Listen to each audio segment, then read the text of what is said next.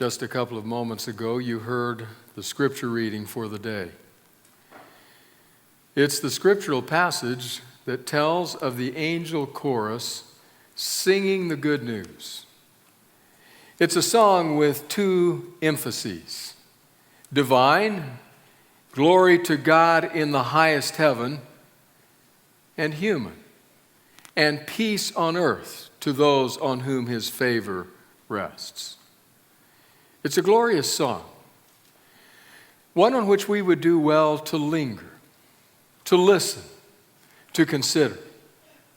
It's a song that continues to echo down through the corridors of time all the way 2,000 years later to our day.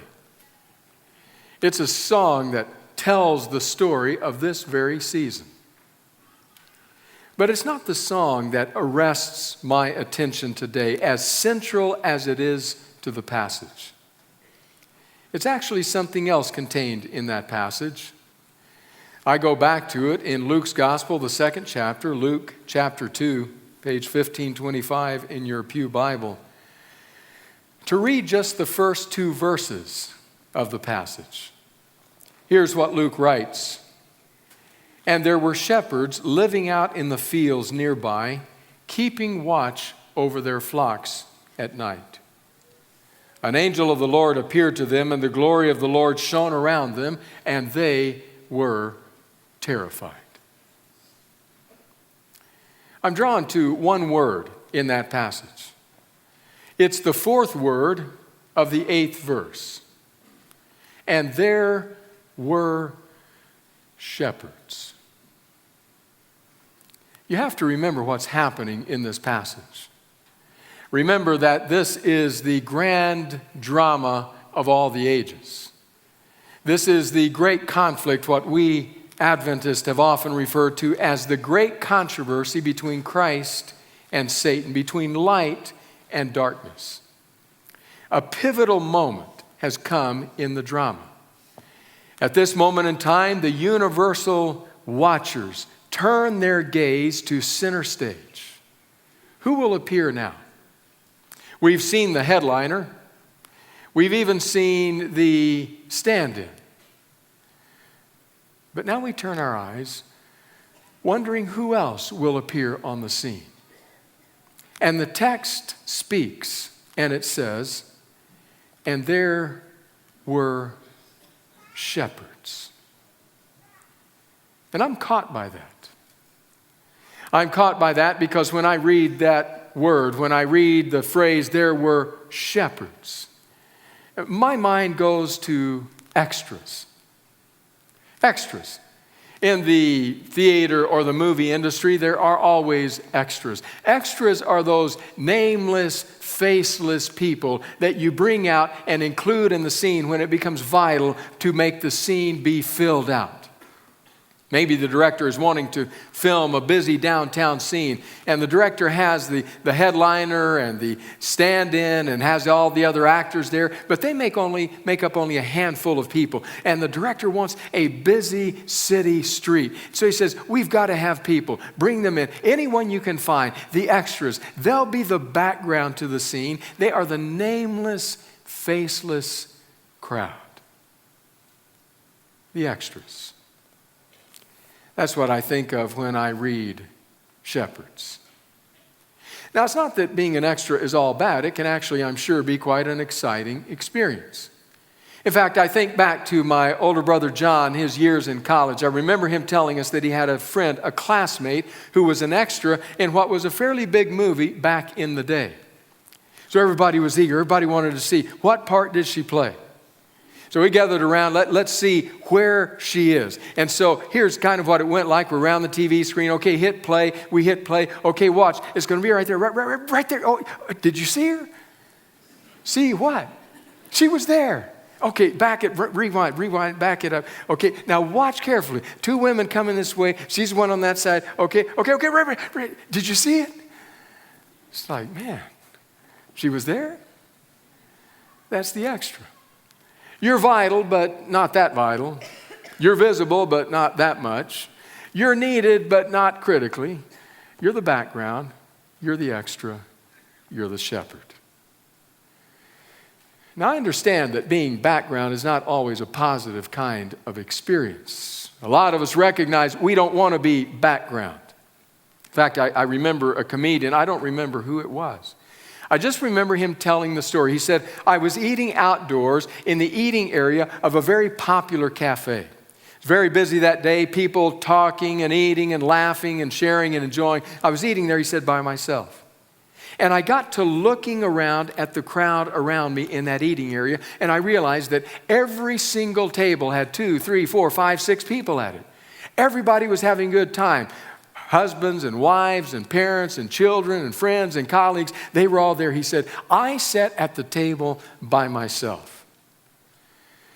And the thought struck me, he said, that when I get up in a few moments, finish my meal, and leave, nobody will even know I was there. I am just background to them.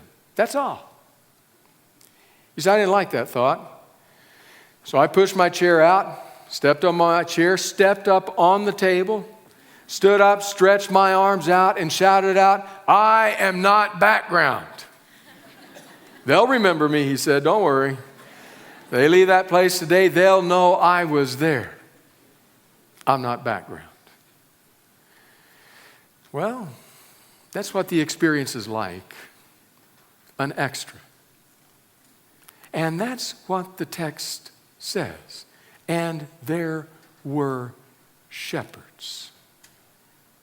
You see, you have to understand a bit about who the shepherds were. May I read to you 2 or 3 quotes from 2 or 3 different biblical scholars about the shepherds and their lot. One says, among the occupations, shepherding had a lowly place. Shepherds were considered untrustworthy, and their work made them ceremonially unclean. Another adds, one should not romanticize the occupation of shepherds. In general, shepherds were dishonest and unclean according to the standards of the law. And a third adds, shepherds were despised by the orthodox good people of the day. They were unable to keep the details of the ceremonial law. They could not observe all the meticulous hand washings and rules and regulations. Their flocks made constant demands on them. And so the Orthodox people looked down on shepherds. Wasn't a good place to be. You can understand why. You can understand why you might end up smelling a lot like the sheep pen.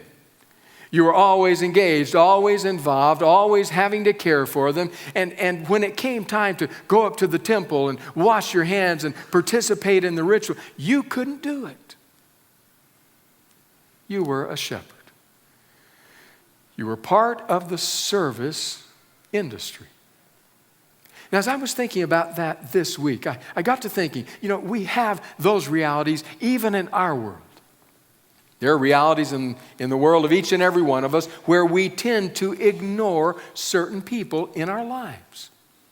I suspect such would be true in the case of anyone here this morning. Just think about it. You go out to eat, you sit down, your server comes, greets you with a smile, gives you the menus, steps away while you think about what you're going to eat, you place your order, and then they largely become invisible. Bring the food, pick up the plates, fill up the glasses, graciously trying to serve you. I got to thinking about that this week, and I thought, 15 minutes after I've walked out of that restaurant, do I remember that person's face? Could I call their name? Or are they just background? I don't remember where I read, of a nursing instructor who included a test on the final exam for the quarter. The students were not amused. They were not expecting this question. Truth be told, they were angry about it because they saw it had points attached to it. The question was very simple and straightforward.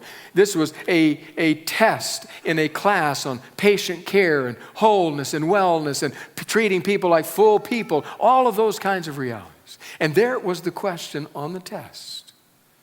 What is the name of the housekeeper who daily cleans our classroom? And the students were irritated. That's not going to be on the state board. Nobody's going to ask me that question in a job interview. When I'm busy taking care of people on the unit, this isn't going to count. There it was. What is her name? Now, some of you might be thinking, I wonder if I would know. But others might be thinking, I know how that feels. That part of the text grabs my attention. And there were shepherds. Grabs my attention because I think Luke, in his gospel, is just giving us a teaser of what is to come. He's introducing us to the idea that he will take very seriously the extras. Those that we have too often considered to be the background. Those who are not the central cast people. He's giving us a hint. This is what's coming. And Luke does a very good job of that. He remembers no one if he doesn't remember the extras. In fact, it is in Luke's gospel, only in Luke's gospel, that we have the parable of the Good Samaritan. Only Luke tells us that. In fact, truth be told, if we traveled back in time to that day and told them something that's not in the Bible, this parable we have since named the parable of the Good Samaritan, they would say, the what? The good? Good?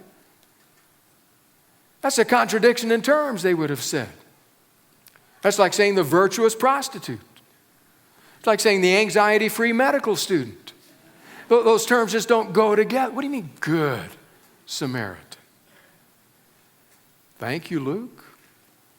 We wouldn't have known that story without you. It is Luke who tells us the story of a petulant young man who sticks his finger in his father's chest and says, give me what's mine, drop dead, Dad, because I want your inheritance. And then he takes that money and he goes into a distant land and he squanders it, all of it. And he ends up in the pig pen. But before the tale is finished, he's staggering down the lane toward home. A father is embracing him. We're going to have a party. I know a preacher preached a sermon on that parable. After the service was over, greeting people at the door, man came up to him and said, with a frown on his face, you know what I think? You want to know what I think? Preacher was thinking, I really don't, but he had the feeling he was going to hear anyway. You want to know what I think? That kid, I think he should have spent 10 years in the clink throwing a party for a prodigal, and he stormed off.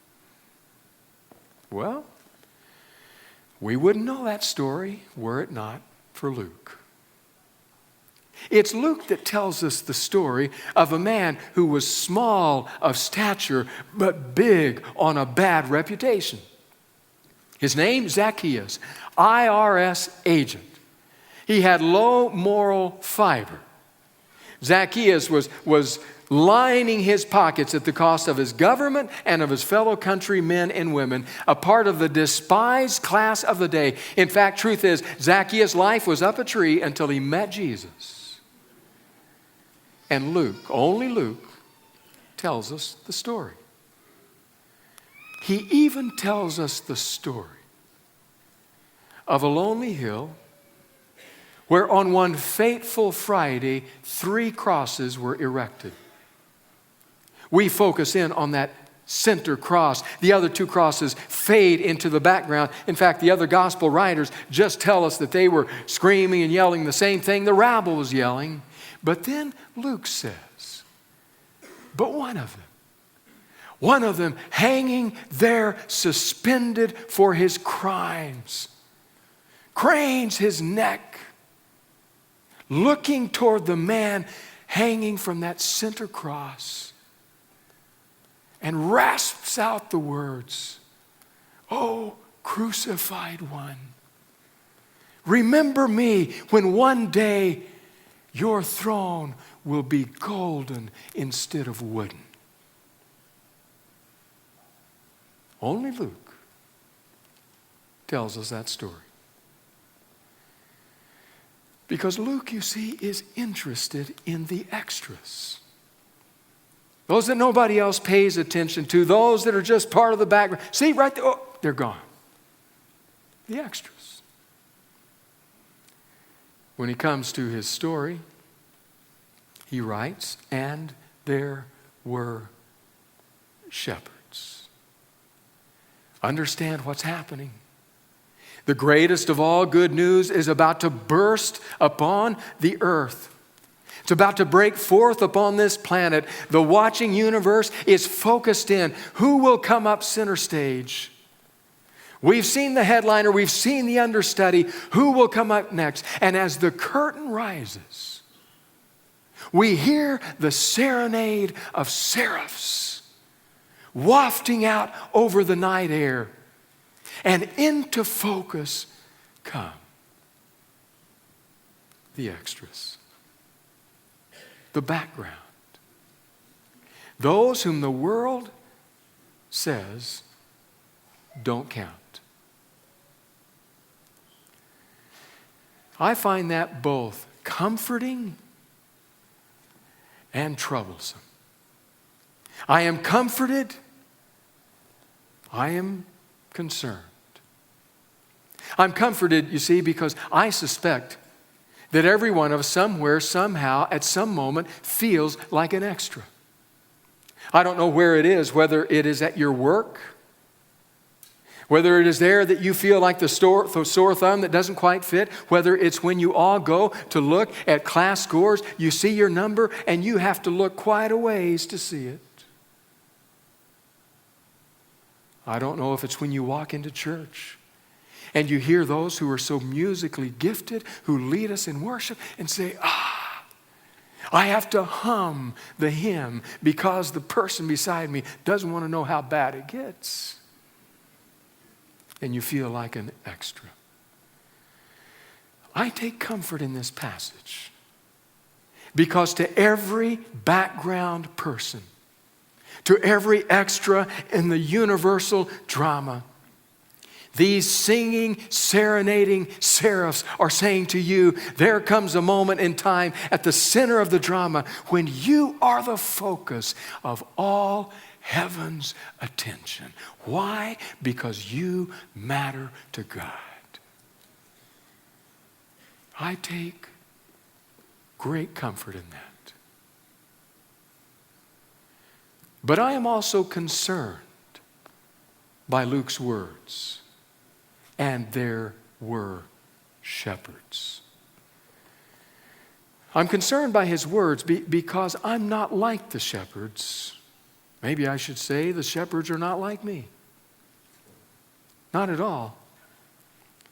In fact, truth is, that night as the angel chorus sang, not too far away, in a city known as Jerusalem, there were many, dozens, who knows, hundreds of priests who went to bed oblivious to the fact that in a forgotten hamlet named Bethlehem, heaven was opening its gates and its love and joy was pouring forth. The priests went to bed oblivious to that reality. And I read those words and I say, wait a minute. I'm a religious person. I'm a Christian person. In fact, who am I kidding? I'm a professionally religious person. And I see the angels focus their attention on the shepherds. And I think, I don't want to be a priest that climbs into bed oblivious. That prince of pulpiteers, the late Bruce Thielman, wrote this. I came across a collection of letters, he said, that children had written to Santa Claus. Some of them were pretty good. One said, "Dear Santa, you did not bring me anything good last year. You did not bring me anything good the year before that. This is your last chance. Signed, Alfred. But Thielman says, my favorite went like this. Dear Santa, there are 3 little boys who live at our house. There's Jeffrey, he's 2. There's David, he's 4. And there's Norman, he's 7. Jeffrey is good some of the time. David is good some of the time. But Norman is good all of the time. I am Norman.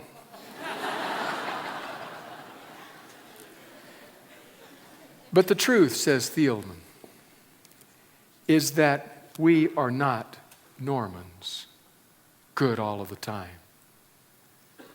We are shepherds.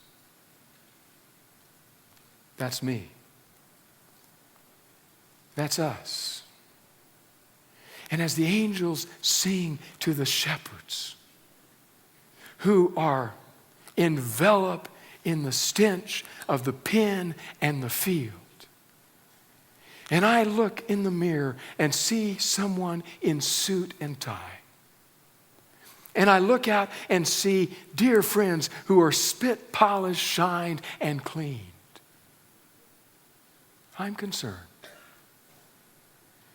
I'm concerned because not just Luke and his gospel, but Luke and this story, the angels and their song are sung to the shepherds.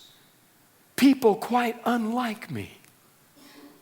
People who don't smell of church, but smell of the sheep pen and the pig pen. But it's right there that I say, I am so thankful when I read this volume. I am so thankful that this volume tells me that God looks beyond the outward appearance and looks at the heart.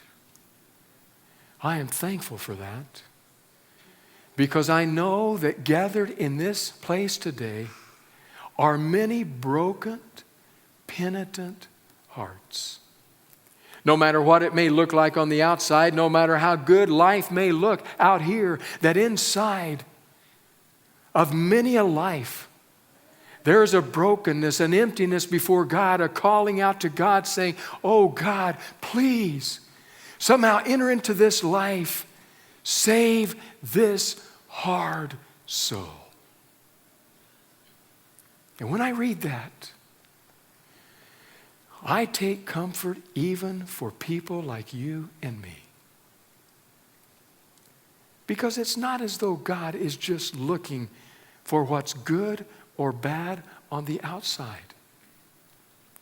He is looking for people who have shepherds' souls, contrite hearts, broken spirits, humility before Him. And if that is you, whether you smell like the Nordstrom's fragrance counter or the pig pen, Christmas is a time when heaven opens before the extras and the angels sing, today there is born to you in the city of David a Savior who is Christ the Lord. Thank you for watching the Discover channel. This channel's primary focus is to share uplifting and enriching spiritual content with people of all backgrounds of life. These presentations will enhance and develop you intellectually so that you can make informed decisions that will assist you in your day-to-day life. Our goal is to bring hope to the viewers and encourage them. Should you share this vision, please subscribe to our channel and share this video with your family and friends so that they too can benefit from this content. We have a Patreon account should you wish to support this channel so that we can produce more of this content. Books and merchandise will also become available as the channel grows. Stay safe and healthy, and I'll see you at the next one.